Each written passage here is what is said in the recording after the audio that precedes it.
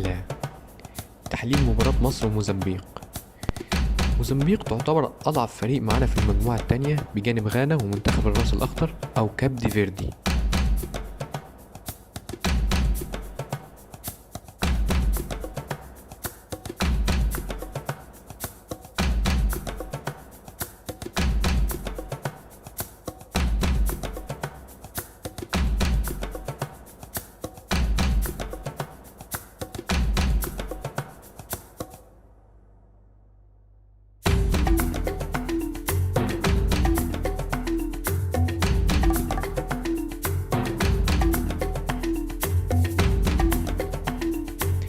تشكيل منتخب مصر على الورق كان 4-3-3.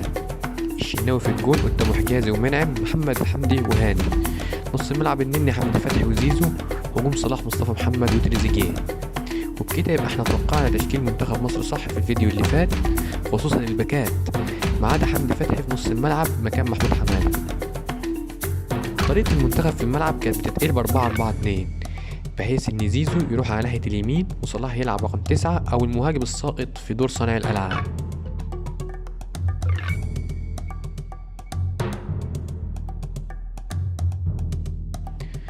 ده شكل منتخب مصر اثناء الهجوم، زيزو فاتح الملعب ناحية اليمين، صلاح بيتحرك تحت مصطفى محمد في دور صانع اللعب. ده شكل منتخب مصر في الدفاع 4-4-2 صريحة مع وجود النني وحمدي فتحي في نص الملعب. حمدي فتحي كان واخد ادوار هجوميه عشان فيتوريا طبعا مالك الكره الهجوميه. والله كلام رضا عبد العال هيطلع صح في الاخر. ده كان بيسيب النني وحده في الكور كتير ويخلي نص الملعب فاضي، وده هنشوفه في الهدفين. ده طبعا احسن لاعب في موزمبيق اللي هو جيما.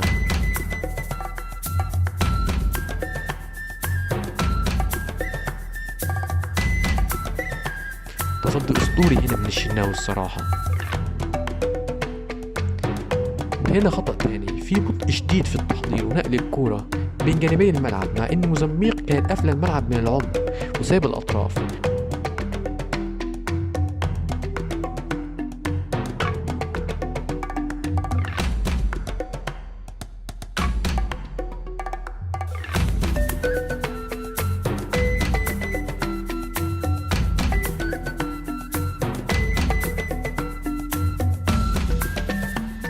شوف هنا هاني واقف لوحده ازاي، ومع ذلك حجازي مدالوش الكورة.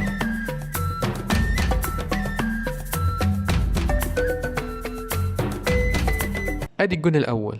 نلاحظ محمد حمدي واقف وحده خالص قدام 2 من موزمبيق، تريزيجيه بره اللعبة خالص، حمدي فتحي صاحب الادوار الهجومية طبعا متأخر في المساندة، يعني 2-1، مع اننا المفروض بنلعب 4-4-2، يعني المفروض الاطراف تبقى مقفولة ب2 لعيبة او 3.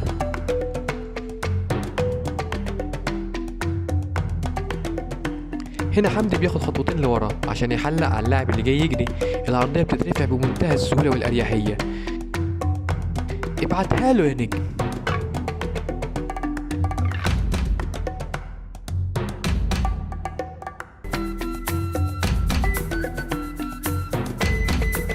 ده بقى الهدف التاني كله أخطاء.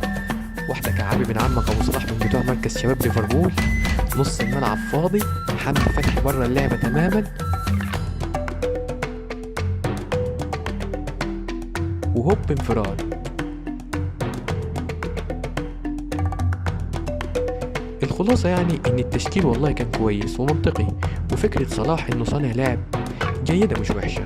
طيب المشكلة فين؟ المشكلة في التنفيذ السيء من اللعيبة اللي المفروض اسامي كبيرة ويكتسحوا موزمبيق، بس مفيش حد ظهر حتى بربع مستواه، ودي نقطة مهمة جدا. انت مستني حاجة وفي الملعب تلاقي حاجة تانية خالص من اللعيبة. تاني حاجة، نص الملعب ده مينفعش يكمل ابدا، وفكرة حمدي فتحي ياخد ادوار هجومية دي بصراحة غلطة من المدرب. اتوقع نشوف تغيير الماتش القادم، مش بالطريقة بس، والاسامي كمان، زي مروان عطية وامام عاشور اساسي، ممكن ما يعتمدش على هاني كمان. تالت حاجة، التغييرات تحسها ما فرقتش في حاجة. ليه ماتش زي ده ما ينزلش مصطفى فتحي؟ عموما ده اول ماتش، ما ينفعش تحكم. الماتشات الجاية اذا كانت غانا قوية فكاب دي فيردي اقوى.